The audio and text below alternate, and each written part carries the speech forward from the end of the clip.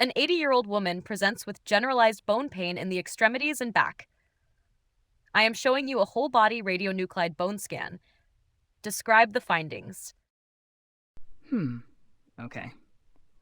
The whole-body bone scan demonstrates widespread, diffusely increased skeletal uptake of radiotracer throughout the axial and appendicular skeleton. There is a complete absence of normal renal activity, which represents the classic absent kidney sign. Radiotracer accumulation is still visible within the urinary bladder, indicating that radiopharmaceutical excretion is functioning, but the bones are avidly taking up the tracer. Multiple superimposed focal areas of further increased tracer uptake are noted in the calvaria, thoracic and lumbar spine, bilateral ribs, pelvis, and long bones. These findings are characteristic of a superscan secondary to widespread osteoblastic metastases. What is the definition of a superscan? And what are the primary metabolic and malignant differentials for this appearance?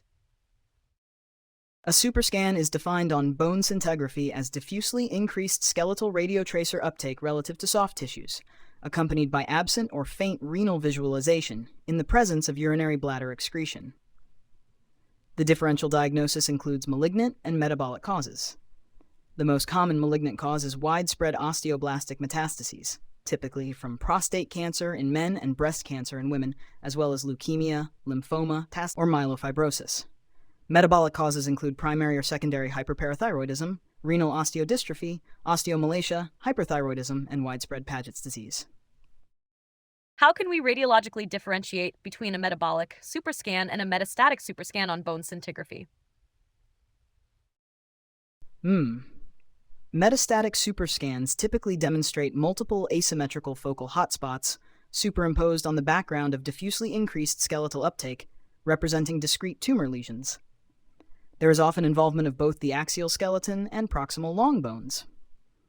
In contrast, metabolic superscans usually exhibit a highly uniform, homogeneous increase in tracer uptake without focal hotspots. In metabolic cases, there is prominent uptake in the skull vault, mandible, costochondral junctions forming a rosary appearance, and the sternum producing the characteristic tie-sternum sign. Explain the pathophysiology of the bone scan and the mechanism leading to the absent kidney sign. Bone scintigraphy utilizes technetium-99m labeled diphosphonates, such as methylene diphosphonate, which adsorb onto the hydroxyapatite crystals of bone. The rate of tracer uptake depends on local bone blood flow and osteoblastic activity. When there is diffuse osteoblastic stimulation, either by metabolic hormones like parathyroid hormone or by tumor-induced osteoblast activation, the skeletal surface area for adsorption increases exponentially. The skeleton acts as a massive sink, extracting nearly all of the circulating radiotracer on the first pass and leaving negligible amounts in the bloodstream to be cleared by the kidneys, resulting in the absent kidney sign. How would you manage this patient as a radiologist?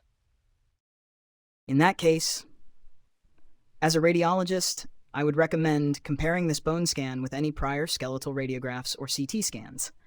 I would recommend correlation with laboratory tests, specifically serum calcium, parathyroid hormone, alkaline phosphatase, and tumor markers such as prostate-specific antigen or breast cancer antigens. If not already performed, I would suggest a chest, abdomen, and pelvis CT or a whole-body MRI to search for a primary malignancy and evaluate the extent of metastatic disease. Finally, I would document the findings, alert the patient's oncologist to the widespread skeletal metastatic burden, and recommend clinical monitoring for myelophthisic anemia or hypercalcemia.